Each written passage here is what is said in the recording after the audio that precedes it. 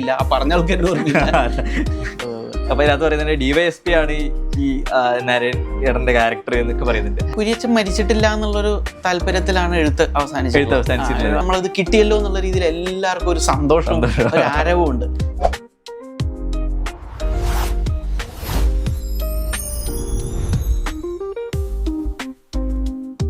ഈ അടുത്ത കാലത്ത് പ്രേക്ഷകർ ഏറ്റവും കൂടുതൽ ആഘോഷിച്ച 2 സിനിമകളാണ് കിഷ്കിന്ധാകാണ്ഡവും അതേപോലെ ഇക്കോയും. ആ കിഷ്കിന്ധാകാണ്ഡത്തിന്റെയും ഇക്കോയുടെയും തലയാണ് ഇന്ന് നമ്മുടെ മുന്നിലിരിക്കുന്നത്. ബഹലേട്ട നമസ്കാരം. നമസ്കാരം, താങ്ക് യു.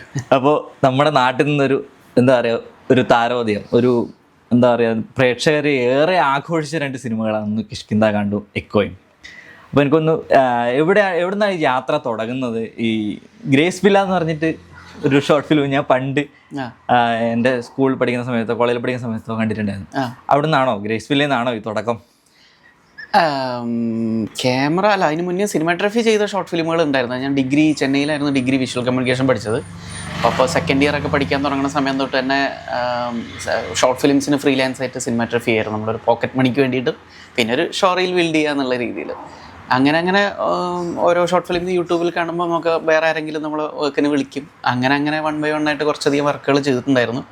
അങ്ങനെ ചെയ്തു വന്ന കൂട്ടത്തിൽ ഏറ്റവും അവസാനത്തതായിരുന്നു ഗ്രേസ് വില്ല ഷോർട്ട് ഫിലിം. 2015-16 സമയത്താണ്. അപ്പോൾ അതിൽ നിന്നാണ് സിനിമയിലേക്ക് ഒരു എൻട്രി കിട്ടാൻ കാരണമായത് ഗ്രേസ് വില്ല എന്ന് പറയുന്ന ഷോർട്ട് ഫിലിം ആയിരുന്നു. പിന്നെ എഴുത്ത് ഇപ്പോൾ ചെറുപ്പം തൊട്ട് സ്കൂളിൽ പഠിക്കുന്ന സമയത്ത് തൊട്ട് തന്നെ കഥാരചന മത്സരത്തിലും കാര്യങ്ങളിലൊക്കെ പങ്കെടുക്കാറുണ്ട്. ഇപ്പോൾ സിനിമയിൽ എത്തണം എന്ന് ആഗ്രഹിക്കുന്നത് ഒരു 8-9 ക്ലാസ്സുകളിൽ പഠിക്കുമ്പോഴാണ്. അപ്പോഴും എഴുത്തും സംവിധാനമായിരുന്നു ആഗ്രഹം. പിന്നെ ഈ പറഞ്ഞൊരു ഡിഗ്രി കാര്യങ്ങളൊക്കെ പഠിക്കാൻ പോയപ്പോഴാണ് കുറച്ചും കൂടി ഇതിൻ്റെ ഒരു പ്രാക്ടിക്കൽ റിയാലിറ്റി മനസ്സിലാക്കിയിട്ട് എഴുത്തും സംവിധാനമൊക്കെ ഭാവിയിൽ എന്തെങ്കിലുമൊക്കെ ചെയ്യാൻ ശ്രമിക്കാം. ഇപ്പോൾ തൽക്കാലം നമുക്ക് ജീവിതം മുന്നോട്ട് കൊണ്ടുപോകാൻ പാകത്തിലൊരു വരുമാനം സ്റ്റഡി ആയിട്ട് വരാൻ പാകത്തിലുള്ളൊരു കൈത്തൊഴിൽ ആണ് വേണ്ടത് എന്നുള്ള രീതിയിലാണ് സിനിമാറ്റോഗ്രഫിയിലേക്ക് തിരിയുന്നത്. പിന്നെ യാദൃശ്യമായിട്ട് കൊറോണ ലോക്ക്ഡൗൺ വന്നപ്പോഴാണ് വേറൊന്നും ചെയ്യാനില്ലാണ്ടായപ്പോൾ എന്നാൽ പിന്നെ എന്തെങ്കിലും ഒരിക്കലും എഴുതണം എന്നുള്ളൊരു ആഗ്രഹം ഉണ്ടല്ലോ, എന്നാൽ ഇപ്പോൾ അതിനുവേണ്ടി ശ്രമിച്ചു. അപ്പോൾ ഈ ശരിക്കും സിനിമാറ്റോഗ്രഫി അതേപോലെ തന്നെ ഈ എഴുത്ത് ഇത് രണ്ടും തന്നെയാണ് മനസ്സിലെന്ന് പറഞ്ഞു. അപ്പോൾ പറയുന്ന കൂട്ടത്തിൽ പറഞ്ഞു സംവിധാനം എന്ന സാധനം കൂടെ പറഞ്ഞു. അപ്പോൾ ഇത് രണ്ടും ചെയ്യുന്ന ആൾക്ക് എന്തുകൊണ്ട് സംവിധാനം പറ്റുന്നില്ല? അത് അതിനകത്തൊക്കെ എപ്പോഴായിരിക്കും തുടക്കം ഉണ്ടാവുക?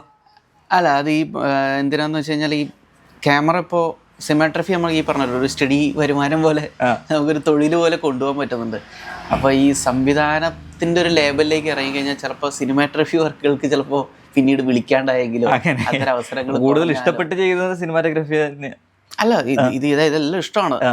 പക്ഷേ ഈ പറഞ്ഞ പോലെ ഈ സിനിമാറ്റോഗ്രഫി ഒരുപാട് സിനിമാറ്റോഗ്രഫേഴ്സ് ഡയറക്ഷൻ ചെയ്യാൻ പോയിട്ട് പിന്നീട് അവർ ഇനി സിനിമാറ്റോഗ്രഫി ചെയ്യില്ലായിരിക്കും എന്ന് വിചാരിച്ചിട്ട് അവരെ പിന്നീട് ക്യാമറ വർക്കുകൾക്ക് വിളിക്കാണ്ട് ഉള്ള അനുഭവം ഒരുപാട് ക്യാമറമാന്മാർക്ക് പൊതുവെ ഉണ്ടാകാറുണ്ട്. അതുകൊണ്ട് നോർമലി ക്യാമറമാന്മാർക്ക് ഉള്ളിലുള്ളൊരു മടിയാണ്, ഡയറക്ഷൻ ചെയ്യാൻ ആഗ്രഹം ഉണ്ടെങ്കിലും തൽക്കാലം വേണ്ട, അവസരങ്ങൾ സിനിമാറ്റോഗ്രഫിക്ക് കുറഞ്ഞാലോ എന്നുള്ള രീതിയിൽ ചെയ്യാണ്ടിരിക്കുക. അപ്പോൾ ആ ഒരു കാരണം കൊണ്ടാണ് ഇപ്പോൾ തൽക്കാലം വേണ്ട. ഈ ദിൻജിത്ത് അയ്യത്താനുമായിട്ടുള്ള ഒരു ബന്ധം എങ്ങനെ 2 സിനിമയുടെയും ഡയറക്ടർ ദിൻജിത്ത് ഏട്ടൻ തന്നെയാണ്. അപ്പം ഈ ദിൻജിത്ത് ഏട്ടനിലേക്ക് തന്നെ എങ്ങനെ എത്തിച്ചേർന്നത്? അത് നമ്മൾ കക്ഷിയമ്മണിപ്പിള്ളയിൽ ഞാൻ ക്യാമറമാനായിട്ട് വർക്ക് ചെയ്യുന്ന പോകുന്ന ഇതിലൂടെയാണ് പുള്ളിയായിട്ട് പരിചയം വരുന്നത്. പിന്നീട് അത് നല്ലൊരു സൗഹൃദമായിട്ട് മാറി. അപ്പോൾ പിന്നീട് സ്വാഭാവികമായിട്ട് നമ്മൾ സ്ക്രിപ്റ്റൊക്കെ എഴുതി കഴിഞ്ഞിട്ട് ഞാനിവിടെ ലോക്ക്ഡൗണിൽ ഇവിടെ വെറുതെ ഇരിക്കുമ്പോഴാണ് എഴുതി കഴിഞ്ഞത്. അപ്പോൾ എഴുതി കഴിഞ്ഞിട്ട് ഞാൻ ആദ്യം ആക്ച്വലി വായിക്കാൻ കൊടുത്തിരുന്നത് അഹമ്മദ് കബീർ എൻ്റെ അടുത്ത സുഹൃത്തായിരുന്നു. കിഷ്കിന്ധാകാണ്ഡത്തിൻ്റെ കാര്യമാണ്, വളരെ അടുത്ത സുഹൃത്താണ്. അപ്പോൾ പുള്ളിയുടെ കൂടെയൊക്കെ ഏതെങ്കിലും രീതിയിൽ വർക്ക് ചെയ്യണം എന്നുള്ളൊരു ആഗ്രഹമുണ്ടാകും. പക്ഷേ പുള്ളിക്ക് സിനിമാറ്റോഗ്രഫി പുള്ളിയുടെ തന്നെ പേഴ്സണലായിട്ടുള്ള വളരെ അടുത്ത സുഹൃത്തായിട്ടുള്ള ജിതിൻ സ്റ്റാൻസ് എൻ്റെ സുഹൃത്താണ്, എൻ്റെ സീനിയറായിരുന്നു കോളേജിൽ. അവരങ്ങനെ ഒരു ടീമായിട്ട് കൺസിസ്റ്റൻ്റ്ലി വർക്ക് ചെയ്ത് പോകുന്നതാണ്. വന്നാൽ പിന്നെ റൈറ്ററായിട്ട് എന്നുള്ള രീതിയിലേക്ക് പുള്ളിയുടെ കൂടെ ഒന്ന് അസോസിയേറ്റ് ഉള്ള ഒരു ആഗ്രഹം ഉണ്ടായിരുന്നു. അപ്പോൾ പുള്ളിയാണ് ആദ്യം അത് വായിച്ചിരുന്നത് ലോക്ക്ഡൗൺ സമയത്ത് തന്നെ. അപ്പോൾ പുള്ളിക്കത് നന്നായിട്ട് ഇഷ്ടപ്പെട്ടു. അപ്പോൾ പുള്ളി പക്ഷേ ആ സമയത്ത് ഒരു ഫീൽ ഗുഡ്, ആ സിനിമ ഒന്നും നടന്നിട്ടില്ല, ഇൻഷാ അള്ളാ എന്ന് പറഞ്ഞൊരു സിനിമ അന്ന് അനൗൺസ് ചെയ്തിട്ടുണ്ടായിരുന്നു, ഒരു ഫീൽ ഗുഡ് സിനിമയായിരുന്നു. അപ്പോൾ പുള്ളി അതിൻ്റെ പ്രീ പ്രൊഡക്ഷൻ വർക്കുകളിലായിരുന്നു. അപ്പോൾ അത് തീരാൻ പ്രീ പ്രൊഡക്ഷനും ഷൂട്ടിങ്ങും അതൊക്കെ കഴിഞ്ഞിട്ട് 8-9 മാസമെങ്കിലും എടുക്കും. പിന്നെ അതൊരു ഫീൽ ഗുഡ് ജോണറിൽ അതിലുമാണ് പൊയ്ക്കൊണ്ടിരിക്കുന്നത്. സോ അത്രയും കാലത്തോളം നീ ഇത് ഈ സ്ക്രിപ്റ്റ് വെയിറ്റ് ചെയ്ത് വെക്കണം, കാരണം ഇതെല്ലാം ഫുള്ളായിട്ട് ഫിനിഷ് ചെയ്ത് വെച്ചിരിക്കണം, ഇതിന് അത്യാവശ്യം പൊട്ടൻഷ്യലും ഉണ്ട്, നല്ലതാണ്. അപ്പോൾ നീ അത് വെച്ച് താമസിപ്പിക്കണ്ട, കിഷ്കിന്ധാ വെച്ച് താമസിപ്പിക്കണ്ട, എത്രയും പെട്ടെന്ന് തന്നെ ചെയ്യാൻ നോക്ക്. നിനക്ക് ഡയറക്ഷൻ താല്പര്യം ഉണ്ടെങ്കിൽ നീ അത് ചെയ്യാൻ നോക്ക്, അല്ലെങ്കിൽ എന്തായാലും ഇത് വെച്ച് താമസിപ്പിക്കണ്ട, എത്രയും പെട്ടെന്ന് തന്നെ ചെയ്യുമെന്ന് പറഞ്ഞു. നല്ലൊരു സാധനം കയ്യിൽ വെച്ചിട്ട് വെയിറ്റ് ചെയ്യണ്ട എന്നുള്ള രീതിയിൽ പറഞ്ഞു. ഈ പേരെങ്ങനെയത് കിഷ്കിന്ധാകാണ്ഡം? നമ്മൾ രാമായണമൊക്കെ ബന്ധപ്പെട്ട് ഒരു ഇത് പറയുന്നത് എങ്ങനെയാ പേരിലേക്ക് എത്തിച്ചേർന്ന് എങ്ങനെയാ അത് വെറൈറ്റി പേര്? അത് പേരൊക്കെ എഴുതുന്ന സമയത്തൊന്നും ആ പേരില്ലായിരുന്നു. എഴുതുന്ന സമയത്ത് ക്യൂരിയസ് കേസ് ഓഫ് അപ്പുപിള്ള എന്നൊരു താൽക്കാലിക ടൈറ്റിൽ വെച്ചായിരുന്നു. സിനിമയാക്കുമ്പോൾ ഓഫ് കോഴ്സ് മാറ്റാമെന്നുള്ള പ്ലാനിൽ. പിന്നീട് ഷൂട്ടിനൊക്കെ തൊട്ട് മുന്നേ ഇത് പോസ്റ്റർ അനൗൺസ് ചെയ്യുക, ഫസ്റ്റ് ലുക്ക് പോസ്റ്റർ അനൗൺസ് ചെയ്യേണ്ട ഒരു ഘട്ടം വരുമ്പോൾ നിർബന്ധമായും പേരിട്ടല്ലേ പറ്റുള്ളൂ. പിന്നെ ഈ പറഞ്ഞ ചേംബറിൽ രജിസ്റ്റർ ചെയ്യണം, അങ്ങനെ ഒരു പേര് നിർബന്ധമായേ പറ്റുള്ളൂ എന്ന് പറഞ്ഞ സ്റ്റേജ് വന്നപ്പോൾ നമ്മൾ അസിസ്റ്റന്റ് ഡയറക്ടേഴ്സും എല്ലാവരും കൂടിയിരുന്ന് ആലോചിച്ചിട്ട് അങ്ങനെ പല പല പല പേരുകൾ അങ്ങോട്ടും ഇങ്ങോട്ടും ബൗൺസ് ചെയ്ത് നോക്കുന്നതിൻ്റെ ഇടയിൽ ആരുടെയോ വായിന്ന് ഇതിലൊരു ഡയലോഗുണ്ട്, ഹനുമാനും സുഗ്രീവനും ഒഴികെ സകല വാനരപ്പട ഈ നാട്ടിലാണ്. അപ്പോൾ അവരിങ്ങനെ ഹനുമാൻ സുഗ്രീവൻ്റെ നാടെന്തായിരുന്നു, എന്തോ കിഷ്കിന്ത അങ്ങനെ എങ്ങണ്ടല്ലേ എന്ന് പറഞ്ഞിട്ട് ഏതോ റെസ്റ്റോറൻറ്റിൻ്റെ വായിന്ന് വന്നതാണ് കിഷ്കിന്ത. അപ്പോൾ കിഷ്കിന്ത വെച്ചിട്ട് വേറെ എന്തെങ്കിലും വാക്കുകൾ എന്നുള്ള രീതിയിൽ എന്തെങ്കിലും ഒരു പേരിന് സാധ്യത വെച്ചിട്ട് എല്ലാവരും അവരവരുടെ കുറേ ഓപ്ഷൻസ് പറയാൻ തുടങ്ങി. കിഷ്കിന്താപുരി, കിഷ്കിന്താപുരം എന്നൊക്കെ പറഞ്ഞു. അങ്ങനെ ആരുടെയോ വായിന്ന് റാൻഡംലി വീണാണ് കിഷ്കിന്ത കണ്ടത്. അതാരാ പറഞ്ഞതെന്ന് ഞാൻ ആർക്കും ഓർമ്മയില്ല, ആ പറഞ്ഞ ആൾക്ക് തന്നെ ഓർമ്മയില്ല. അപ്പം അങ്ങനെയാണ് ആ പേരിലേക്ക് യാദൃശ്യമായിട്ട് വന്നത്. പിന്നെ ഞാൻ അതിൽ ഒരു എന്താണ് ടെയിൽ ഓഫ് 3 വൈസ് മങ്കീസ് എന്ന് പറഞ്ഞൊരു ക്യാപ്ഷൻ, അങ്ങനെ കിഷ്കിന്താണ്ടെന്ന് പറയുന്ന ടൈറ്റിലിനൊരു കുറച്ചൊരു പവറുണ്ട്. സിനിമയുടെ ടോൺ ആക്ച്വലി അങ്ങനെയല്ല. അപ്പോൾ അതിനൊന്ന് ന്യൂട്രലൈസ് ചെയ്തൊന്ന് ബാലൻസിൽ നിർത്തുകയും വേണം, എന്നാൽ കഥയായിട്ട് ചേർന്ന് നിൽക്കുകയും വേണം എന്നുള്ള രീതിയിൽ ടെയിൽ ഓഫ് 3 വൈസ് മങ്കീസ് എന്ന് പറയുന്നൊരു ടാഗ്ലൈനും കൂടെ കൊടുത്തിട്ടാക്കി. ഇപ്പം നമ്മൾ ഈ ഡയറക്ടറെ കണ്ടു, പ്രൊഡ്യൂസറെ കാണാൻ വേണ്ടി പോകുമ്പോൾ പ്രൊഡ്യൂസർ മെയിനായിട്ടും സ്വാഭാവികമായിട്ടും ഒരു പ്രൊഡ്യൂസറിൻ്റെ എന്താ സിനിമ ലാഭം നേടണം എന്നുള്ള രീതിയിലായിരിക്കും ഉണ്ടാവുക. അപ്പോൾ ഈ 2 സിനിമകളും പ്രൊഡ്യൂസറെ പോയി കണ്ട് സംസാരിക്കുന്ന സമയത്ത് പ്രൊഡ്യൂസർ ഈ പടത്തിൻ്റെ സെല്ലിംഗ് പോയിന്റ് എന്താണെന്ന് ഒരു ചോദ്യം വന്നിട്ടുണ്ടാവും സ്വാഭാവികമായിട്ട്. അപ്പോൾ അവരെ പ്രൊഡ്യൂസർ അതെങ്ങനെയായിരിക്കും കൺവിൻസ് ചെയ്തിട്ടുണ്ടാവുക, ഇന്ന സാധനം നമുക്ക് സെറ്റ് ചെയ്യാൻ വേണ്ടി പറ്റും, ഇന്ന ആൾക്കാരെ സ്വീകരിക്കും, പ്രേക്ഷകരെ സ്വീകരിക്കും, അതെങ്ങനെയായിരിക്കും പ്രൊഡ്യൂസറെ ഒന്ന് കൺവിൻസ് ചെയ്തിട്ടുണ്ടാവുക? ഇല്ല, അങ്ങനെ ഒരു സ്റ്റേജ് ഉണ്ടായിരുന്നില്ല ഈ രണ്ടിൻ്റെയും. ആക്ച്വലി അങ്ങനെ പിച്ച് ചെയ്ത് ഒരു പ്രൊഡക്ഷൻ കമ്പനിയുടെ അനുമതി വാങ്ങിയേ പറ്റുള്ളൂ എന്നുള്ള രീതിയിൽ സ്ട്രെസ് എടുത്ത് വർക്ക് ചെയ്തത്. ഇതിനിടയിൽ ഒരു സീരീസ് ഹോട്ട്സ്റ്റാറിൻ്റെ കേരള ക്രൈം ഫയൽസ് 2 ചെയ്തിട്ടുണ്ടായിരുന്നു. അതിനുവേണ്ടി മാത്രമായിരുന്നു അത്തരത്തിലൊരു പ്രോസസ്സ് ഉണ്ടായിരുന്നത്. കിഷ്കിന്തയ്ക്ക് എക്കോയിലും അങ്ങനെ ഇല്ലായിരുന്നു. ഒന്ന് കിഷ്കിന്ത തുടങ്ങുന്ന തന്നെ ആസിഫ് ഖാൻ അലക്സി കുര്യൻ എന്ന് പറയുന്ന പ്രൊഡക്ഷൻ കൺട്രോളർ ഉണ്ട്. അപ്പോൾ പുള്ളി ആദ്യമായി നിർമ്മിക്കാൻ എന്തെങ്കിലും ഒരു പടം നിർമ്മിക്കണം എന്നുള്ളൊരു ആഗ്രഹം ഉണ്ടായിരുന്നു പുള്ളിക്ക്. അപ്പോൾ പുള്ളി ആസിക്കും തമ്മിൽ അങ്ങനെ ഒരു ധാരണ എത്തിയിട്ടുണ്ടായിരുന്നു. അപ്പോൾ അവരതിന് വേണ്ടിയിട്ട് പല കഥകളും ഒക്കെ കേട്ട് നോക്കുന്നൊക്കെ ഉണ്ടായിരുന്നു. അപ്പോൾ അതിനിടയിൽ എപ്പോഴും ആസിക്ക അലക്സാറിൻ്റെ അടുത്ത് ഇങ്ങനെ അമ്മണിപ്പിള്ള ടീം അവരുടെ അടുത്ത് ഒന്ന് സംസാരിച്ചു, അവരുടെ കയ്യിൽ വല്ല കഥയുണ്ടോ എന്ന് ചോദിച്ചു നോക്കുക എന്ന് പറഞ്ഞിട്ടുണ്ടായിരുന്നു. അപ്പോൾ അങ്ങനെ അലക്സേട്ടൻ ദിഞ്ചിതേട്ടനെ വിളിച്ചു. അപ്പോൾ ദിഞ്ചിതേട്ടൻ എന്നെ വിളിച്ചു, ഇങ്ങനെ ആസിഫ് പറഞ്ഞിട്ട് അലക്സേട്ടൻ വിളിച്ചിട്ടുണ്ടായിരുന്നു എന്ന് പറഞ്ഞിട്ട്. അപ്പോൾ അതിന് കണക്കായിട്ട് ആ സമയത്ത് കിഷ്കിന്ത എഴുതി കയ്യിൽ റെഡി ആയിട്ടുണ്ട്. എന്നാൽ പിന്നെ ഓക്കെ, എന്നാൽ പിന്നെ അങ്ങനെ പ്രസന്റ് ചെയ്ത് പറഞ്ഞു നോക്കാം എന്നുള്ള രീതിയിൽ നമ്മൾ ഞാനപ്പോൾ ആ സമയത്താണെങ്കിൽ ഇതിൻ്റെ ജിസ്സേട്ടൻ ഡയറക്ടർ നാസിക്ക് തന്നെ അഭിനയിക്കുന്ന ഇന്നലെ വരെയുടെ ഷൂട്ടിങ്ങിലും ആയിരുന്നു. അപ്പോൾ കിഷ്കിന്ത എഴുതി കയ്യിൽ വെച്ചിട്ടുണ്ട്. പക്ഷേ ഇത് എപ്പോൾ പിച്ച് ചെയ്യാൻ തുടങ്ങണം എന്നുള്ള രീതിയിലൊന്നും പ്ലാൻ ആക്കിയിട്ടൊന്നും ഉണ്ടായിരുന്നില്ല, എങ്ങനെ പോകണം എന്നുള്ള രീതിയിലും പ്ലാൻ ആക്കിയിട്ടുണ്ടായിരുന്നില്ല. തൽക്കാലം ഇപ്പോൾ ഉള്ള ഈ ഷൂട്ടിംഗ് തിരക്കുകളൊക്കെ കഴിഞ്ഞ് ഫ്രീ ആകുമ്പോൾ പയ്യെ നോക്കാമെന്നുള്ള രീതിയിലായിരുന്നു. അപ്പോൾ കറക്റ്റ് ആ സമയത്ത് തന്നെ ഇങ്ങനെയുള്ളൊരു എൻക്വയറി ഇങ്ങോട്ട് വന്നു. ശരി, എന്നാൽ പിന്നെ നോക്കാമെന്നുള്ള രീതിയിൽ ഇന്നലെ വരെയുടെ ഷൂട്ടിംഗ് തിരക്കുകളൊക്കെ കഴിഞ്ഞിട്ട് പോയിട്ട് പറയും, അങ്ങനെയാണ് ചെയ്തിട്ടുണ്ടായിരുന്നത്.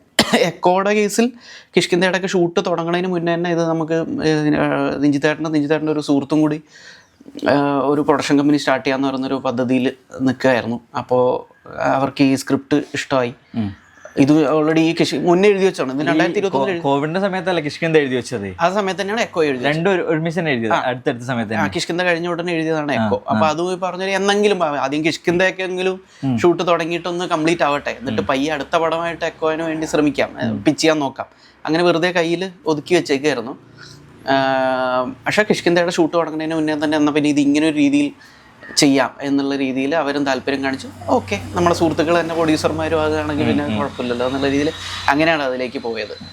ഈ കേരള ക്രൈം ഫയൽസ് 2 വരുമ്പോൾ ആണ് ഇച്ചിരി സമ്മർദ്ദം ഉണ്ടായിരുന്നത്. കാരണം അതെന്തിനാന്ന് വെച്ച് കഴിഞ്ഞാൽ മറ്റേത് കഥകളും കിഷ്കിന്തയിലും എക്കോ ആയാലും ഒരാളുടെ അടുത്ത് നമ്മൾ പിച്ച് ചെയ്യാൻ ശ്രമിച്ചിട്ട് അവർക്കത് തൃപ്തി ആയില്ലെങ്കിൽ ഒരു കുഴപ്പമില്ല, നമുക്ക് മറ്റൊരാളുടെ അടുത്തേക്ക് പോകാം. ഇനി അവർക്കും വർക്കായില്ലെങ്കിൽ വീണ്ടും അത് വർക്കാവുന്ന രീതിയിൽ വേറൊരാളായിട്ട് അങ്ങനെ അതുമായിട്ട് കണക്ട് ചെയ്യാൻ പറ്റുന്ന ആൾക്കാരിലേക്ക് നമുക്ക് അന്വേഷിച്ച് പ്രൊഡ്യൂസേഴ്സ് ആയാലും ഡയറക്ടർ ആയാലും നമുക്ക് ഒരാൾക്ക് വർക്ക് ആയില്ലെങ്കിൽ അടുത്തൊരാളിലേക്ക് പോകാനുള്ള ഓപ്ഷൻ നമുക്ക് അങ്ങനെ കിടക്കുന്നുണ്ട്. അത് എൻ്റെ സുഹൃത്ത് അഹമ്മദ് കബീറിൻ്റെ ഉദാഹരണം തന്നെ അതിൽ പറയാവുന്നതാണ്. കാരണം ജൂൺ എന്ന് പറയുന്ന സിനിമ പുള്ളി ആ ഫുൾ സ്ക്രിപ്റ്റ് പുള്ളി കയ്യിൽ എഴുതി വെച്ചിട്ട് ഏകദേശം 2 വർഷത്തോളമാണ് അതിൻ്റെ പിച്ചിങ്ങുമായിട്ട് നടന്നത്. 16ഓളം പ്രൊഡ്യൂസേഴ്സിൻ്റെ അടുത്തത് നടന്നു. ആ 16 പേരും അത് താല്പര്യം കാണിച്ചില്ല. പലരും സ്ക്രിപ്റ്റിൽ മാറ്റങ്ങൾ വരുത്താൻ നിർദ്ദേശിച്ചവരുണ്ട്. അപ്പോൾ പുള്ളി അതിലൊന്നും പോവാതെ പുള്ളിക്ക് വിശ്വസിച്ച് ഇഷ്ടപ്പെട്ട് കൺവിക്ഷനോട് എഴുതിയൊരു സ്ക്രിപ്റ്റ് അതിൽ മാറ്റം വരുത്തേണ്ടതില്ല എന്നുള്ളൊരു ആത്മവിശ്വാസത്തിൽ പുള്ളി നിരന്തരം 1 by 1 ആയിട്ട് പിച്ച് ചെയ്തുകൊണ്ട് അങ്ങനെ 17ാമത്തെ ഒരു പ്രൊഡ്യൂസറിന് ആ സിനിമ ഭയങ്കരമായിട്ട് ഇഷ്ടമാവുകയും അങ്ങനെ രജിഷ വിജയൻ നായികയായിട്ട് ആ സിനിമ ജൂൺ സംഭവിക്കുകയും ചെയ്തു. ആ സിനിമ വലിയ സൂപ്പർ ഹിറ്റായി 100 ദിവസം ഓടുന്ന സിനിമയും. അപ്പോൾ പുള്ളി അഹമ്മദ് ഖയുടെ ഇഷ്ടമുള്ള സിനിമയായിട്ട് കണക്ട് ആകുന്ന ഒരു പ്രൊഡ്യൂസറിലേക്ക് എത്താൻ എടുത്തൊരു സമയമായിരുന്നു. ബട്ട് സ്റ്റിൽ ഇവഞ്ച്വലി ഒരാളിലേക്ക് എത്താൻ പറ്റിയല്ല. അപ്പം അങ്ങനെ നടക്കും.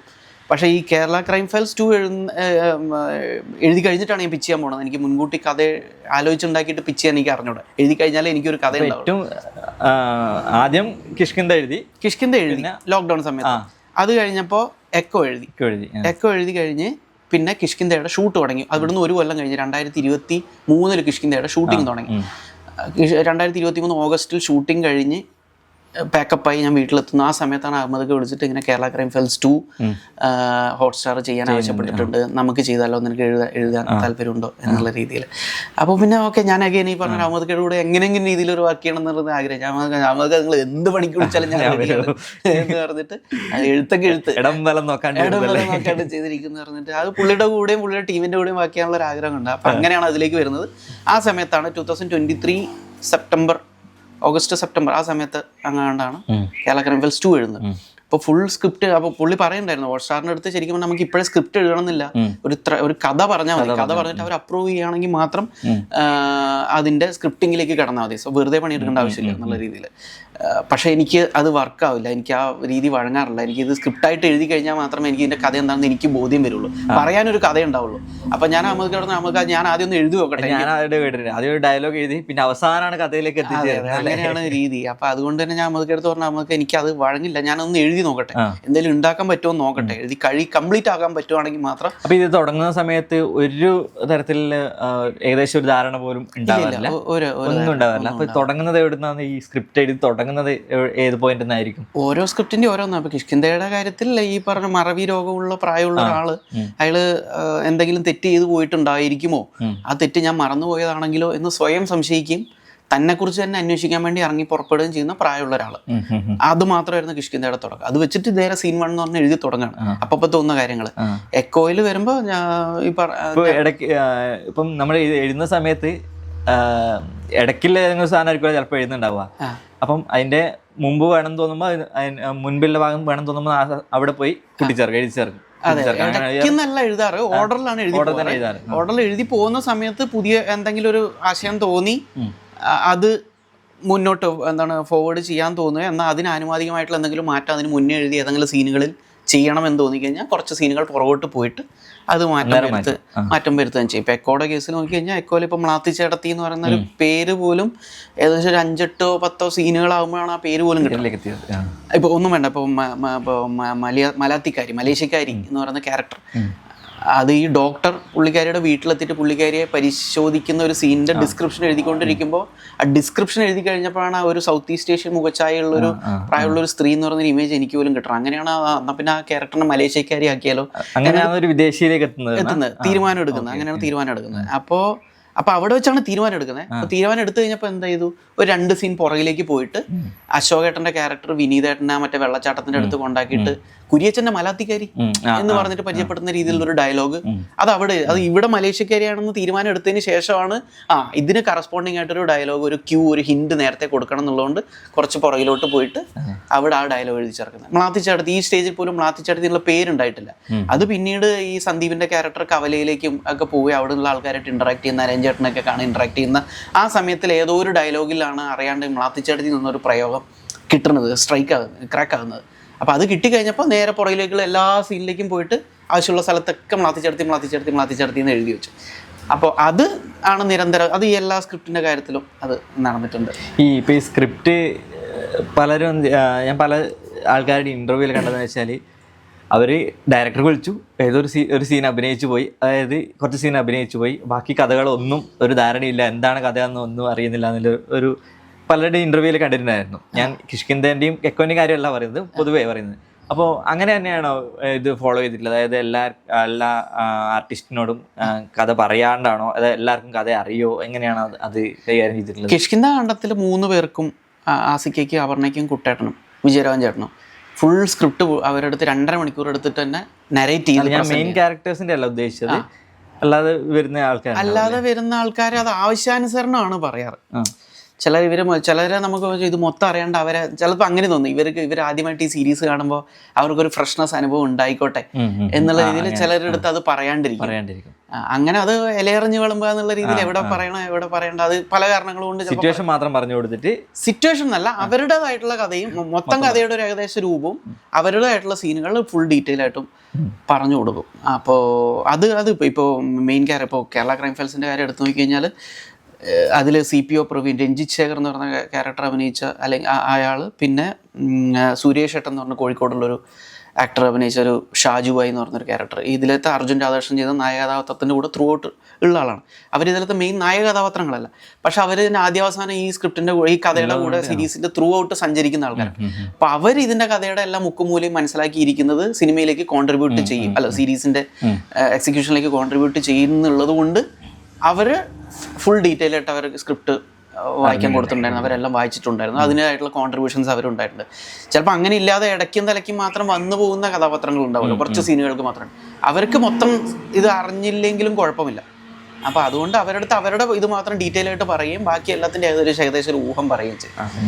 ഇപ്പം ഈ സിനിമയൊക്കെ ഹിറ്റാവുന്ന സമയത്ത് നായകൻ ആഘോഷിക്കപ്പെടാറുണ്ട്, നായിക ആഘോഷിക്കപ്പെടാറുണ്ട്, അതേപോലെ ഡയറക്ടറെയും പറയാറുണ്ട്.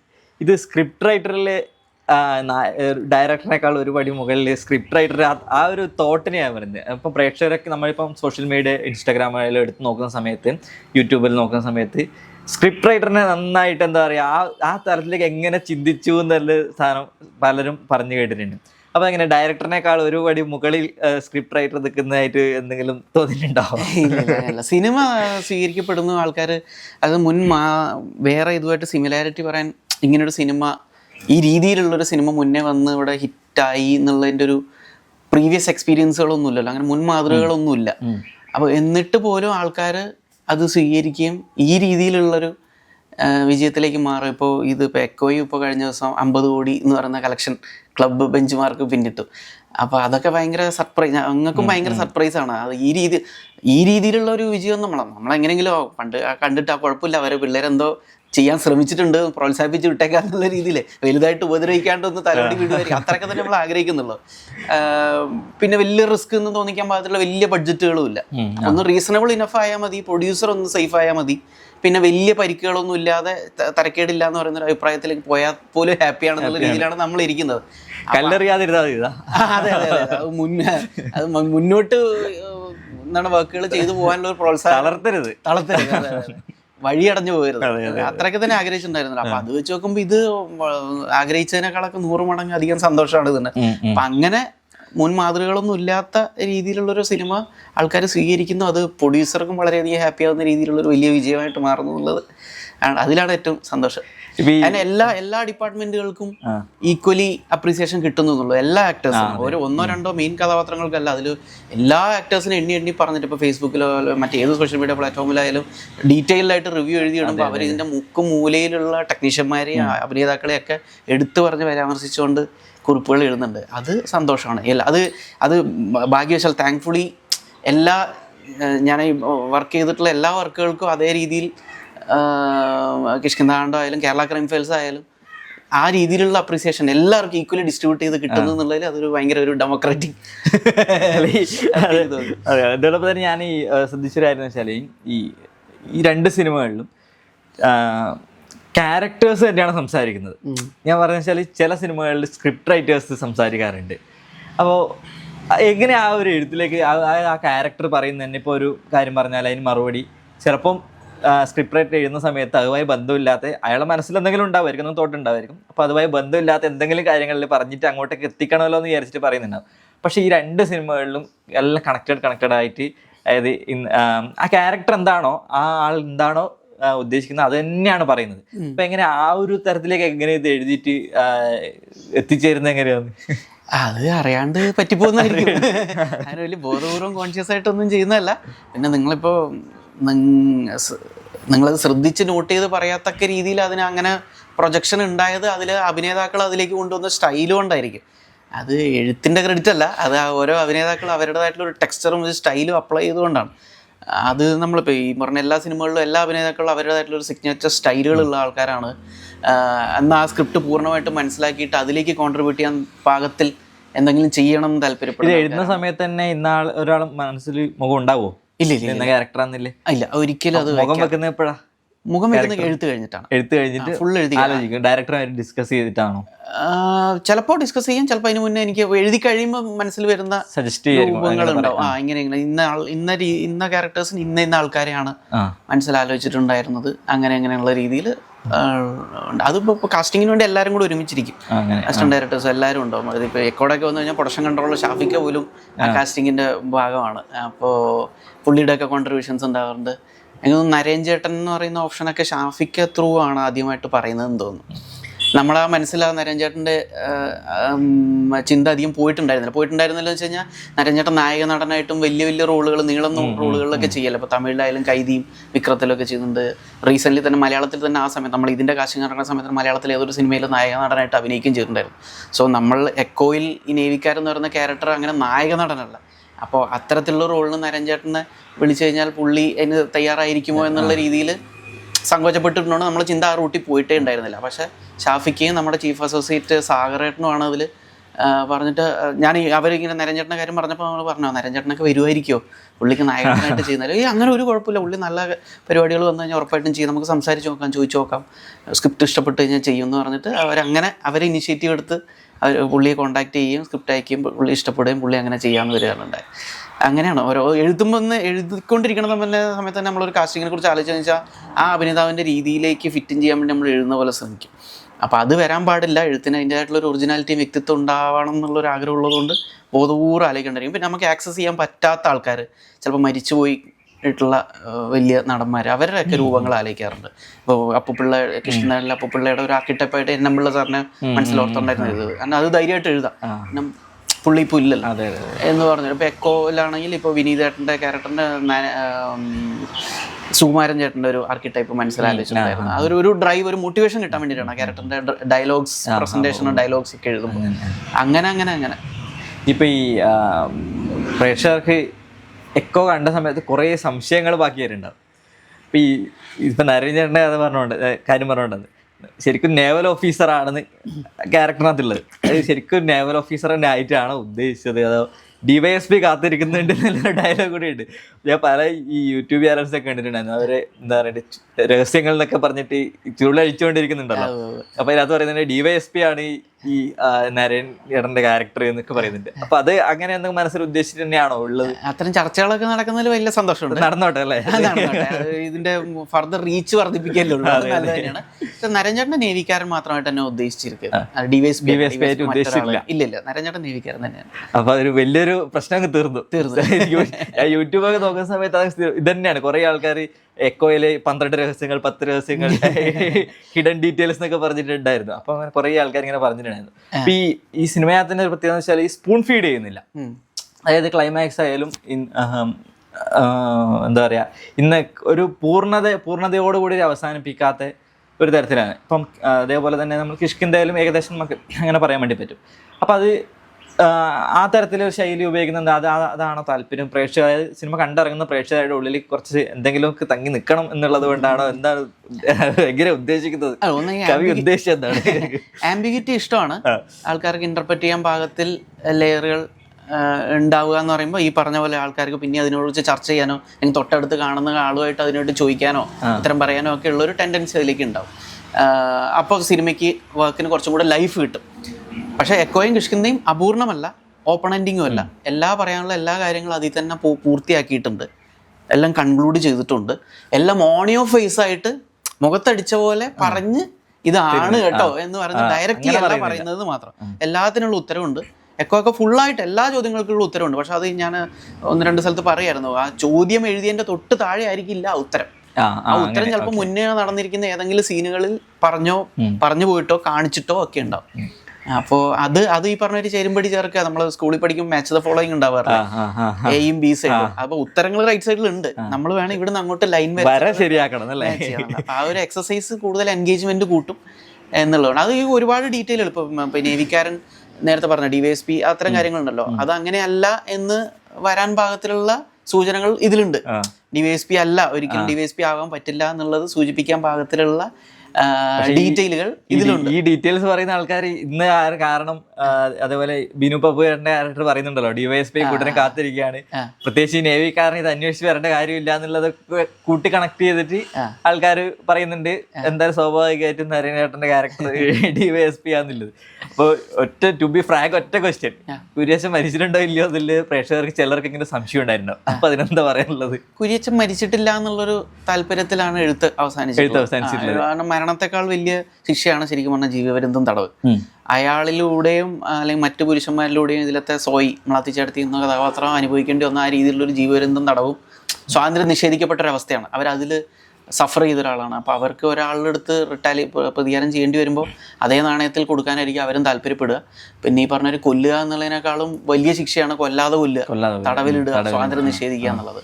സോ അതൊരു പോയറ്റിക് ജസ്റ്റിസ് പോലെ അതായിരിക്കും. പിന്നെ അത് ജീവനോടെ ഉണ്ട് എന്നുള്ള സൂചനയ്ക്കാണ് ഈ പറഞ്ഞൊരു ചോറ് കൊടുക്കുന്നത്, അത്തരം കാര്യങ്ങൾ നടക്കുന്നുണ്ട്. പക്ഷെ അങ്ങനെ പോലും അവസാനം ഒരു കൺഫ്യൂഷൻ വരുന്ന ചില പ്രേക്ഷകർക്ക് വരുന്നത് വെച്ചാൽ ഈ അവസാനം ഈ സന്ദീപിന്റെ ക്യാരക്ടർ മലാത്തിച്ചേടത്തിനെ കൊല്ലാൻ വേണ്ടിയിട്ട് ഒരു കത്തിയെടുക്കുന്ന ഒരു ഇതുണ്ട്.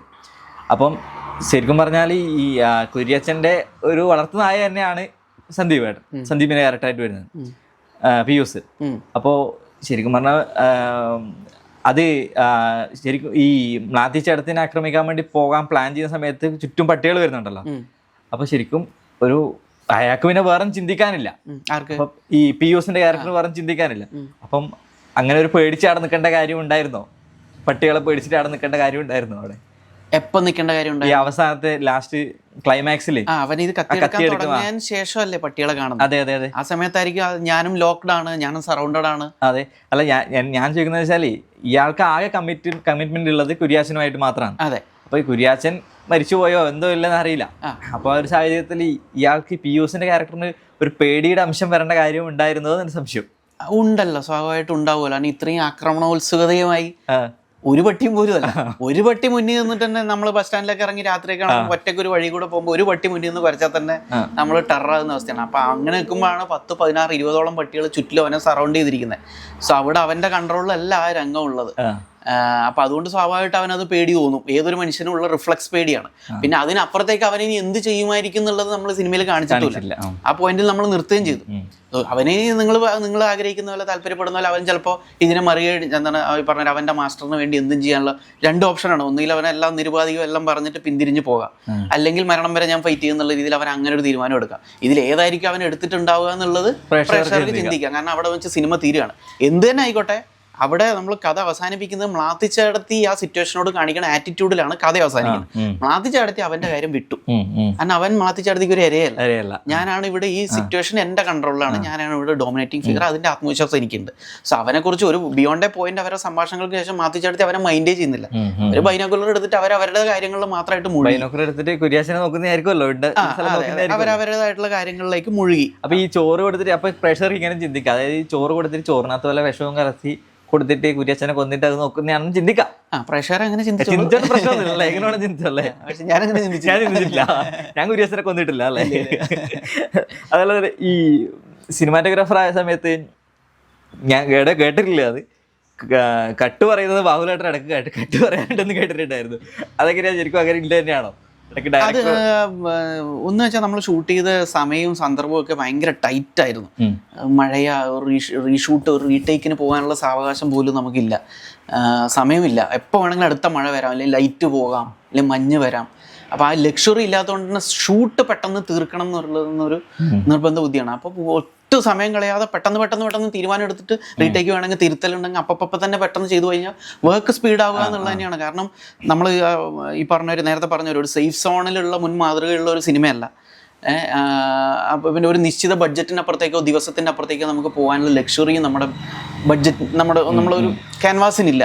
അപ്പോൾ അത് ഉറപ്പായിട്ടൊരു ഷൂ സ്ട്രെയിൻ ബഡ്ജറ്റിൻ്റെ അകത്ത് നമുക്ക് താങ്ങബിൾ ആയിട്ടുള്ളൊരു പാരാമീറ്ററിൻ്റെ ഉള്ളിൽ തന്നെ അത് നിർത്തണമെന്നുണ്ട്. അപ്പോൾ അതുകൊണ്ട് സ്പീഡായിട്ട് പോകാൻ വേണ്ടി കാര്യങ്ങളാണ്. നമ്മൾ ഷോർട്ട് ഫിലിം ചെയ്യുമ്പോൾ അതേ വർക്ക് പ്രോസസ് തന്നെ. ഷോർട്ട് ഫിലിം നമ്മൾ ഇപ്പോൾ ഫ്രീ ആയിട്ട് നമ്മുടെ സ്വന്തം ഇപ്പം ഞാൻ ഇപ്പോഴത്തെ രീതികൾ മാറിയിട്ടുണ്ടാവുമായിരിക്കും.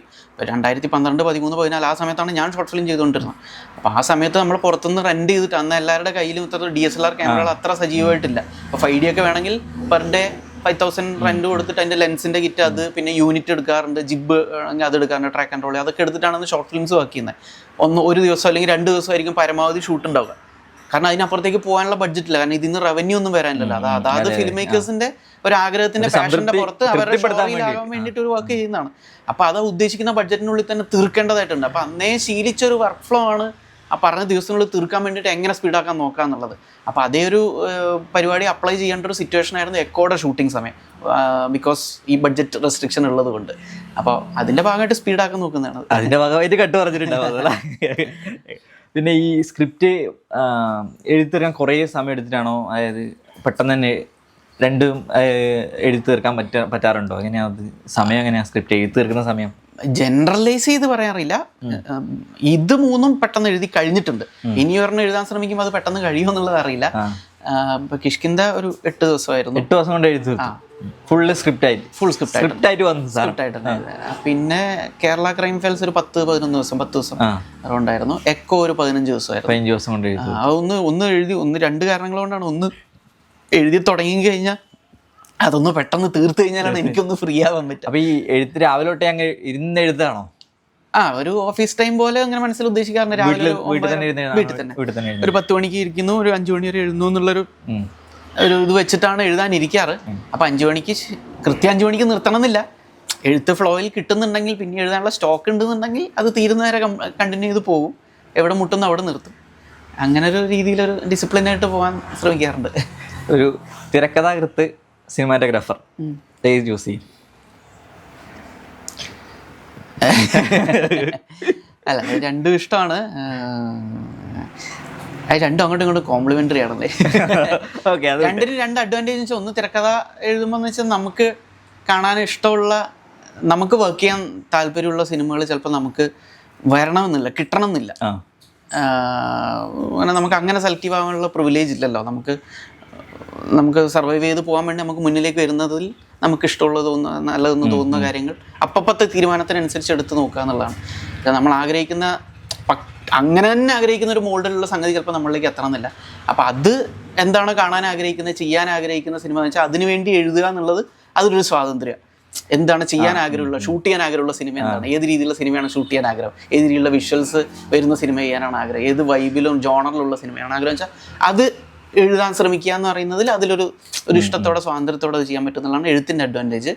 സിനിമാറ്റോഗ്രഫിയുടെ അഡ്വാൻറ്റേജ് എന്ന് വെച്ചാൽ, അഡ്വാൻറ്റേജ് അല്ല, സിനിമാറ്റോഗ്രഫിയുടെ രസം എന്ന് വെച്ച് കഴിഞ്ഞാൽ അതൊരു സെറ്റിലുള്ള ഒരു ഹാർമണി ഉണ്ടല്ലോ. ഞാൻ എൻ്റെ കൂടെ വർക്ക് ചെയ്യുന്ന ആൾക്കാർ, എൻ്റെ സുഹൃത്തുക്കൾ തന്നെയാണ്, അസോസിയേറ്റ്സും അസിസ്റ്റൻസ് ഒക്കെ ആയിട്ട് വർക്ക് ചെയ്യുന്നത്, അസിസ്റ്റന്റ് ഡയറക്ടേഴ്സ്, പ്രൊഡക്ഷൻ്റെ ആൾക്കാർ, ആർട്ടിൻ്റെ ആൾക്കാർ, ഇവരെല്ലാവരും കൂടി ഉള്ളൊരു ഹാർമണിയാണ്. അപ്പോൾ ആ സമയത്ത് അത് ഈ നേരത്തെ പറഞ്ഞ പോലെ ഒരു നിശ്ചിത സമയത്തിനുള്ളിൽ ഷൂട്ട് തീർക്കുക, അത് ക്രാക്ക് ചെയ്ത് എടുക്കുക എന്ന് പറയുന്ന രീതിയിലുള്ള ടെൻഷൻ അല്ല, അതൊരു ഡ്യൂട്ടി ബൗണ്ടാണ്. ആ സമയത്തിനുള്ളിൽ തീർക്കേണ്ടതുണ്ട് എന്ന് പറയുന്നൊരു ആവേശത്തിൽ എല്ലാവരും ഒരൊറ്റ ഫോക്കസിൽ ഇങ്ങനെ പോവുമായിരിക്കും. അപ്പം അത് കൃത്യമായിട്ടൊരു അടുത്ത മഴയ്ക്ക് മുന്നേ ആ ഷോട്ട് കിട്ടണം എന്നൊക്കെ പറയുന്ന മൊമെന്റ് ഉണ്ടാവുമല്ലോ, അത് കൃത്യമായിട്ട് വന്ന് കിട്ടുകയും ആ ഷോട്ട് കഴിയുമ്പോഴത്തേക്കായിരിക്കും ചിലപ്പോൾ മഴ വരിക. പക്ഷെ മഴയ്ക്ക് മുന്നേ നമ്മളത് കിട്ടിയല്ലോ എന്നുള്ള രീതിയിൽ എല്ലാവർക്കും ഒരു സന്തോഷവും ഒരു ആരവവും ഉണ്ട്. അപ്പോൾ അത് രസമാണ്. അത് നമ്മൾ കോളേജിലൊക്കെ പഠിക്കുമ്പോൾ നമ്മൾ ഒരു ഓണാഘോഷമൊക്കെ സംഘടിപ്പിക്കില്ലേ, അപ്പോൾ അതിന്റെ സംഘാടക സമിതി പ്രവർത്തകർക്ക് ഉണ്ടാകുന്നൊരു ഹരമില്ല. കൃത്യമായിട്ട് ആ പ്രോഗ്രാം നടത്തപ്പെട്ടാൻ കഴിഞ്ഞാൽ, അല്ലെങ്കിൽ അതിൽ മറ്റു പിള്ളേരും ടീച്ചർമാരൊക്കെ പ്രോഗ്രാം അടിപൊളിയായിരുന്നു എന്ന് പറഞ്ഞു കഴിഞ്ഞാൽ ആ സംഘാടനത്തിലുള്ള ഒരു ഹൈ ആണ്. അതാണ് സിനിമാറ്റോഗ്രഫി സൈഡിൽ കിട്ടുന്നത്. ഈ സിനിമാറ്റോഗ്രാഫറേക്കാൾ ഈ സ്ക്രിപ്റ്റ് റൈറ്റർ എന്ന് കൂടുതൽ എക്സ്പ്ലോർ ചെയ്യപ്പെട്ടു അങ്ങനെ തോന്നിയിട്ടുണ്ടായിരുന്നു? അതായത് കൂടുതൽ അറിയപ്പെട്ടത് ഈ തിരക്കഥാകൃത്ത് എന്ന ലേബലിലാണെന്ന് തോന്നിയിട്ടുണ്ടോ? തോന്നിയിട്ടുണ്ട്. അപ്പൊ അതിലെന്ത് വിഷമം തോന്നിയിട്ടൊന്നുണ്ടാവല്ലോ അല്ലേ? ഇല്ല, വിഷമം തോന്നിയിട്ടില്ല. മറ്റതും കുറച്ചും കൂടെ അറിയപ്പെടായിരുന്നു തോന്നിയിട്ടുണ്ടോ? ഇല്ല, അങ്ങനെ തോന്നിയിട്ടില്ല. നമ്മൾ അതിന് കണക്കായിട്ടുള്ള വർക്ക് നമ്മൾ ചെയ്തിട്ടില്ലാത്തതുകൊണ്ടായിരിക്കും അത് ശ്രദ്ധിക്കപ്പെടാതെ, അല്ലെങ്കിൽ ആവശ്യമുള്ള രീതിയിൽ അതിന് ഒരു കോംപ്ലിമെന്റ്സ് വരാതിരുന്നത്. അപ്പോൾ എനിക്കായിട്ടുള്ള വർക്കുകൾ ചെയ്യുമ്പോൾ തന്നെ അത് വരുള്ളൂ. അത് നമ്മൾ പരാതി പറഞ്ഞിട്ട് കാര്യമില്ല. എന്തോ ഭാഗ്യം കൊണ്ട് ഇപ്പോൾ ഈ കിഷ്കിന്ദയും എക്കോയിലും ഒക്കെ ആ സൈഡിലും കോംപ്ലിമെന്റ്സ് കൂടുതലായിട്ട് വന്നത്, സിനിമാറ്റോഗ്രഫിക്ക് കൂടുതൽ അപ്രീസിയേഷൻ കിട്ടിയത് കിഷ്കിന്ദയിലും എക്കോയിലും തന്നെയായിരുന്നു. അപ്പൊ അത് ഈ പറഞ്ഞ പോലെ എഴുതാൻ, ഷൂട്ട് ചെയ്യാൻ ആഗ്രഹിച്ച സാധനം തന്നെ. രണ്ടിലാണ് ഫ്രെയിംസ് വളരെ ബ്യൂട്ടിഫുൾ ആയിട്ടുള്ള ഫ്രെയിംസ് തന്നെയാണ്. അപ്പൊ അത് നിങ്ങൾ ഡയറക്ടറും ബാഹുലേട്ടനും കൂടെ ഒരുമിച്ച് പോയിട്ട് എല്ലാം കണ്ട് നേരത്തെ കണ്ട് പ്ലാൻ ചെയ്തിട്ടാണ് റെഡി ആക്കുന്നത് അല്ലേ? ഒരുപാട് കാര്യങ്ങൾ അങ്ങനെ മുൻകൂട്ടി കണ്ട് പ്ലാൻ ചെയ്യാൻ പറ്റാറില്ല. നമ്മൾ ലൊക്കേഷൻസ് ഒക്കെ മുൻകൂട്ടി കണ്ട് ഏകദേശം 70% ഒക്കെ നമ്മൾ പ്ലാൻ ചെയ്യും. പിന്നെ ബാക്കി ഷൂട്ട് സമയത്ത് അപ്പത്തെ ഒരു ഫ്ലോയിൽ വരുന്ന അന്ന് ഞാൻ പറഞ്ഞല്ലോ, അപ്പത്തെ ഈ കാലാവസ്ഥയും സമയത്തിനനുസരിച്ച് എന്തപ്പോൾ പ്രാക്ടിക്കലായിട്ട് നടക്കോ അത് ചെയ്യാം. അവന് കൂടുതലും ഹാൻഡ് ഹെൽഡ് ആണ് കിഷ്കിന്ധയിലായാലും ഇതിലൊക്കെ ഷോട്ടുകൾ. ക്യാമറ തോളത്ത് തന്നെ ആയിരിക്കും. അപ്പം തോന്നുന്ന കാര്യങ്ങൾ തീരുമാനത്തിനനുസരിച്ച് പലപ്പോഴും ഒരു ഷോട്ട് എടുക്കുമ്പോഴായിരിക്കും ഇതിൻ്റെ ഫ്രെയിം ഇതാണെന്നുള്ളത് നമ്മൾ പോലും കാണുന്നത്. അപ്പോൾ അത് അപ്പം തോന്നുന്ന ആർട്ടിസ്റ്റ് എങ്ങനെ ചെയ്യുന്നതിനനുസരിച്ച് അങ്ങോട്ടും ഇങ്ങോട്ടും നീങ്ങുന്നതിനനുസരിച്ചായിരിക്കും അതുണ്ട്. അപ്പോൾ അതിനുള്ള സ്പേസ് ഒരുക്കും. ഇത് ഐ മീൻ അവിടെ വേറെ ലൈറ്റ് സ്റ്റാൻഡുകളോ അല്ലെങ്കിൽ മറ്റ് കാണിക്കാൻ പാടില്ലാത്ത എലമെൻറ്റുകളൊന്നും അതിൽ വരാതിരിക്കാൻ വേണ്ടി ശ്രദ്ധിക്കും. പിന്നെ ആൾക്കാരെയൊക്കെ ഈ ആംഗിളിലേക്ക് അല്ല ഒരു ആംഗിളിലേക്ക് മാറ്റി നിർത്തും. സോ ദാറ്റ് ആർട്ടിസ്റ്റുകൾക്കും കുറച്ചും കൂടെ ഫ്രീഡം കിട്ടും. അവർക്ക് എങ്ങനെ വേണമെങ്കിലും ചെയ്യാം, അതിനനുസരിച്ച് ക്യാമറയെ മൂവ് ചെയ്യുക. അത് ആ സ്പോണ്ടേനിറ്റി ഒരു രസമാണ്. നമ്മൾ പോലും പ്ലാൻ ചെയ്തിട്ടില്ലാത്തൊരു സംഗതി പെട്ടെന്ന് ഷോട്ടിൽ ഉണ്ടാകുമ്പോൾ ആ സ്പോണ്ടേനിയസ് ഒരു ഹൈ രസമാണ്. ഇപ്പോൾ ഈ സിനിമ ഇറങ്ങിയതിന് ശേഷം കുറച്ചുകൂടെ നന്നാക്കാൻ വരുന്നത് ബെറ്റർ ആക്കാൻ വരുന്നു തോന്നിയ ഏതെങ്കിലും സീക്വൻസ് എന്തെങ്കിലും ഉണ്ടോ? അങ്ങനെ ചിന്തിക്കാറില്ല. അതിനെക്കുറിച്ച് ചിന്തിച്ചിട്ടേ ഇല്ല അല്ലേ? കഴിഞ്ഞു, അത് വിട്ടു. ഈ കുറേ അധികം റീടേക്ക് പോയത് എന്തെങ്കിലും ഉണ്ടാവും? നമുക്ക് സ്പെസിഫൈ ആയിട്ട് അത്രയും ബുദ്ധിമുട്ടില്ല സാധനങ്ങൾ എടുക്കാൻ വേണ്ടിയിട്ട് കുറേ റീടേക്ക് കുറേ അധികം പോയായിട്ട് എന്തെങ്കിലും ഓർമ്മയുണ്ടോ? റീടേക്കുകൾ ഈ മാത്തിച്ചടത്തിയുള്ള സീക്വൻസുകൾക്ക് വേണ്ടിയിട്ട് പുള്ളിക്കാരി ഡയലോഗുള്ള ലിപ്സിങ്ക് ഡയലോഗുള്ള മലയാളമാണ്. പുള്ളിക്കാരി മേഘാലയ എന്നുള്ള ആർട്ടിസ്റ്റാണ്. അപ്പോൾ പുള്ളിക്കാരിക്ക് മലയാളം അറിയാലോ. നമ്മൾ ഇപ്പോൾ മേഘാലയയിലോ ചൈനീസിലോ പോയിട്ട് അവരുടെ ഭാഷ പറയുന്നതെന്ന് വെച്ചാൽ നമ്മൾ ഉണ്ടാക്കുന്ന സ്ട്രഗിൾ ഉണ്ടാവില്ലേ. അപ്പോൾ പുള്ളിക്കാരി ആ ഡയലോഗുകൾ കൃത്യമായിട്ട് ലിപ്സിങ്കിൽ വരാൻ വേണ്ടിയിട്ട് കുറച്ചധികം ടേക്കുകൾ പോയിട്ട് വന്നിട്ടുണ്ട്. പക്ഷേ പുള്ളിക്കാരി എക്സ്പ്രഷൻ വൈസ് അഭിനയം വൈസൊക്കെ എപ്പോഴും പക്കയായിരുന്നു. ഓൺലി തിങ് ഈ ഡയലോഗിൻ്റെ അത് നമ്മൾ സ്വാഭാവികമായിട്ടും മനസ്സിലാക്കേണ്ട ഒരു കാര്യമാണ്. പിന്നെ ആ പ്രായം പുള്ളിക്ക് എന്നിട്ട് പോലും ആ പ്രായത്തിൽ പോലും പുള്ളിക്കാരി അത് പിടിച്ചു നിന്നു. നമ്മൾ ഈ ഇത്ര ചെറുപ്പമുള്ള നമുക്ക് പോലും ഈ പറഞ്ഞ അറിയാത്തൊരു ഭാഷ പെട്ടെന്ന് അത് അവർ ആദ്യമായിട്ട് അഭിനയിക്കുന്നതും കൂടെ എന്നിട്ട് പോലും അവർ ചെയ്യുന്ന മറ്റൊരു ഡബിങ്ങും അതേപോലെ KPSC ലീല മാം നല്ല ഡബ് അത് കറക്റ്റായിട്ട് നല്ല രസത്തിൽ വന്നിട്ടുണ്ടായിരുന്നു. അത് നമ്മുടെ അതിൻ്റെ ക്രെഡിറ്റ് നമ്മുടെ ഇതിൻ്റെ ചീഫല്ല അസോസിയേറ്റ് ഡയറക്ടറായിട്ട് വർക്ക് ചെയ്ത ജോബിൻ ജോൺ വർഗീസിൻ്റെ അടുത്ത സുഹൃത്താണ്. അവൻ കേരള ക്രൈം ഫയൽസിൽ അഹമ്മദ് കബീറിൻ്റെ അസോസിയേറ്റ് ആയിട്ട് വർക്ക് ചെയ്തിട്ടുണ്ടായിരുന്നു. അപ്പോൾ ഞാൻ അതിൽ വർക്ക് ചെയ്യാൻ പോയപ്പോഴാണ് ജോബിയായിട്ട് നല്ല പരിചയം കണക്ഷനും സിങ്കും ആകുന്നത്. അപ്പോൾ അവന് ഇതിൽ വേണമെന്നുള്ളൊരു ആഗ്രഹം ഉണ്ടായിരുന്നു. അവനെയും വിളിച്ച് ഇതിലോട്ട് കൊണ്ടുവന്നിട്ടുണ്ടായിരുന്നു. അപ്പോൾ അവനായിരുന്നു ഈ പറഞ്ഞ ഷൂട്ടിംഗ് ഒക്കെ കഴിഞ്ഞ് കഴിഞ്ഞിട്ടും ആരായിരിക്കണം ഈ മാത്തിച്ചാടത്തിക്ക് വേണ്ടിയിട്ടൊക്കെ ഡബ് ചെയ്യുക എന്നുള്ള രീതിയിൽ ഒരു തീരുമാനം എടുത്തിട്ടുണ്ടായിരുന്നില്ല. അപ്പോൾ അവനാണ് പെട്ടെന്ന് ഒരു ദിവസം രാവിലെ ചീന ട്രോഫി എന്ന് പറയുന്ന ഒരു സിനിമ ധ്യാൻ ശ്രീനിവാസൻ അഭിനയിച്ചു. അതിൻ്റെ യൂട്യൂബിൻ്റെ ലിങ്ക് അയച്ചു തന്നിട്ട് അപ്പോൾ അതിൽ ഇതിൽ 1 മണിക്കൂർ 39 മിനിറ്റ് ആകുമ്പോൾ ഒരു സീൻ വരുന്നുണ്ട്. അതിനകത്തൊരു 30 സെക്കൻഡ് കുഞ്ഞു സീനാണ്. അതിനകത്തൊരു അമ്മൂമ്മ ഒരു വേഷം അഭിനയിച്ചിട്ടുണ്ട്. അവരതിലത്തെ മെയിൻ കഥാപാത്രമൊന്നുമല്ല, പക്ഷേ വോയിസ് നല്ല രസമായിട്ട് തോന്നി. മാത്തിച്ചാടത്തിക്ക് വക്കാമെന്ന് തോന്നുന്നു എന്നുള്ളത് അവൻ്റെ അപ്പോഴും എനിക്ക് അത് മനസ്സിലായില്ല. ഇത് പൂക്കാലത്തിലെ അമ്മൂമ്മയാണെന്നുള്ളത് എനിക്ക് പെട്ടെന്ന് മനസ്സിലായില്ല. അത് ആ കഥാപാത്രത്തിൻ്റെ ലുക്കും കാര്യങ്ങളൊക്കെ ഉണ്ടായിരുന്നു. ചെറിയ സീനിലല്ലേ വരുന്നത്. അപ്പം ഞാനത് പിന്നീട് നമ്മൾ ഡബ്ബിങ് എഞ്ചിനീയറാണ് ഈ സീൻ കണ്ടുകൊണ്ടിരിക്കുക. അപ്പോൾ ഇത് അയച്ച് നമ്മൾ നോക്കുന്ന ഡബ്ബിങ് സ്റ്റുഡിയോയിൽ വെച്ചിട്ട് തന്നെ ഇത് നോക്കണം. അപ്പോൾ ഇത് കണ്ടുകൊണ്ടിരിക്കുന്ന ഡബ്ബിങ് എഞ്ചിനീയറാണ്. ഇത് നമ്മുടെ KPSC ലീലാമ്മയാണ് പൂക്കാലത്ത്. അയ്യോ അവരായിരുന്നു ഇവര് എന്ന് പറഞ്ഞാൽ ലുക്ക് വൈസ് പൂക്കാലത്തിലും ഗെറ്റപ്പ് ചേഞ്ച് ഉണ്ടല്ലോ. അപ്പോൾ അങ്ങനെയായിരുന്നു. പിന്നീട് ഉടനെ ബന്ധപ്പെട്ട് അവരായിട്ട് സംസാരിച്ച് അങ്ങനെയായത്. അപ്പോൾ അതിൻ്റെ ഫുൾ ക്രെഡിറ്റ് ജോബിക്കാണ്. കാരണം ഒരു ബന്ധമില്ലാത്തൊരു സീനില്ലാത്തൊരു 30 സെക്കൻഡ് കുഞ്ഞ് സീൻ കണ്ടപ്പോൾ ഒരു വോയിസ് കേട്ടിട്ട് ഇത് നമ്മൾ മാറ്റിച്ചേടത്തേക്ക് കറക്റ്റ് ആവുന്നുള്ള അവൻ്റെ ഒരു ക്രിയേറ്റിവിറ്റിയും വിഷനും ആണല്ലോ. അതിന് താങ്ക്സ് ടു ജോബി. എന്താണ് ഇന്ദുചൂടന്റെ ഭാവി പരിപാടി? പരിപാടിയില്ല, പ്രത്യേകിച്ച് പ്ലാൻ ചെയ്യാതെ ഒന്നും ഇരിക്കുകയാണ്. പ്ലാൻ ചെയ്യുന്ന പോലെ ഒന്നും കാര്യങ്ങളൊന്നും നടക്കാറില്ല. അപ്പൊ അതുകൊണ്ട് ഒന്നും പ്ലാൻ ചെയ്യുന്നില്ല. ഇപ്പൊ വായന ഇപ്പൊ നന്നായിട്ട് കൂട്ടിയിട്ടുണ്ട്. ഇപ്പൊ നല്ല വായനശീലത്തിലുള്ള കൂട്ടത്തിലാണോ? റീസണബിളി നല്ല വായനയാണോ എന്നുള്ളത് എനിക്ക് അറിഞ്ഞൂടാ. അത്യാവശ്യം വായിക്കുമായിരുന്നു. ഇപ്പോൾ ലോക്ക്ഡൗൺ സമയത്തൊക്കെ നല്ലോണം വായിക്കുന്നത്. ഈ സ്ക്രിപ്റ്റിന്റെ എഴുതി കഴിഞ്ഞിട്ട് സജഷൻസ് ഒക്കെ തരുന്ന ആരായിട്ടായിരിക്കും ആദ്യം സജഷൻസ്? നമ്മൾ എന്തെങ്കിലും മാറ്റം വരുത്താനുണ്ടോ? എന്തൊക്കെയാണ് സജഷൻസ്? മാറ്റം വരുത്താനുണ്ടോ എന്നുള്ളൊരു ചോദ്യം കൊണ്ട് നമ്മൾ ഒരാളടുത്ത് പോകരുതെന്നാണ് അഭിപ്രായം. അപ്പൊ നമുക്ക് ഒരു ഒബ്ജക്റ്റീവ് പോയിന്റ് ഓഫ് വ്യൂള്ള ജെന്യൂൻ അഭിപ്രായം കിട്ടില്ല. മനസ്സിലായില്ലേ? ഞാൻ ചെയ്യാറെന്ന് വെച്ച് കഴിഞ്ഞാൽ വായിച്ചിട്ട് അഭിപ്രായം പറയും എന്ന് പറഞ്ഞാൽ അത് ആദ്യം കൊടുക്കുന്ന അച്ഛനാണ്, പിന്നെ വൈഫിനാണ്, പിന്നെ എൻ്റെ ചേട്ടൻ ബിനുവേട്ടനാണ്, കസിൻ ചേട്ടനുണ്ട്, പിന്നെ അഭിജിത്ത് എന്ന് പറയുന്നൊരു സുഹൃത്ത്. ഇവർക്കാണ് സിനിമ അസോസിയേറ്റ് ഡയറക്ടർ. ഇവർക്കാണ് ആദ്യം കൊടുക്കുക. അപ്പോൾ എല്ലാവർക്കും തന്നെ വായിക്കും എന്ന് പറഞ്ഞിട്ടാണ് കൊടുക്കുക. സോ അതിനകത്ത് തിരുത്തലുകളോ സജഷൻസോ വേണമെങ്കിൽ അവർ തന്നെ പറയും. അതാണ് ജെന്യൂൻ ആയിട്ടുള്ളത്. മറ്റ് നമ്മൾ ചോദിച്ച് ഉത്തരം വാങ്ങിക്കാൻ ശ്രമിക്കുമ്പോൾ ഇവൻ എന്തെങ്കിലും ഒരു ഉത്തരം കൊടുക്കേണ്ടതെന്നുള്ള രീതിയിൽ കുറെ അപ്പൊ അത് കുറച്ച് ഡൈല്യൂട്ടഡ് ആയിരിക്കും. പിന്നെ ജെന്യൂൻ സാധനങ്ങൾ ഒബ്ജക്റ്റീവ് പക്ക സാധനങ്ങൾ വരണമെങ്കിൽ ഒന്നും പറയാതെ കൊടുക്കണം. അപ്പൊ അവർക്ക് ഷാർപ്പായിട്ട് തോന്നിയ സാധനങ്ങൾ തന്നെ പറയുള്ളൂ. അപ്പൊ ഇനി പുതിയ സിനിമ എന്തെങ്കിലും ഒരു മനസ്സിലൊരു പ്ലാനിങ്ങും ഇല്ല? ഇല്ല ഇപ്പോൾ ഒരു പ്ലാനും ഇല്ല. ഇപ്പോൾ ഞാൻ പറഞ്ഞൊരു വായനങ്ങളായിട്ട് നടക്കുകയാണ്. അപ്പോൾ ലോക്ക്ഡൗൺ സമയത്താണ് ഒരുപാട് വായിച്ചിരുന്നത്. പിന്നെ അത് ഇപ്പോൾ കഴിഞ്ഞ 2 വർഷമായിട്ട് ബാക്ക് ടു ബാക്ക് വർക്കുകളായിരുന്നു ഈ 3 ആയാലും. അപ്പോൾ അത് കഴിഞ്ഞിട്ട് ഇപ്പോഴാണ് ഒന്ന് ഫ്രീ ടൈം കിട്ടിയത്. ഇനിയിപ്പോൾ അന്ന് വായിച്ചതിൻ്റെ ഒരു ഒരു ഹെൽപ്പിലായിരിക്കും പിന്നീട് എഴുത്തുകൾ അങ്ങ് ഫ്ലോയിൽ നടന്നിട്ടുണ്ടാവുക. ഇപ്പം ആ സ്റ്റോക്കൊക്കെ തീർന്നല്ലോ.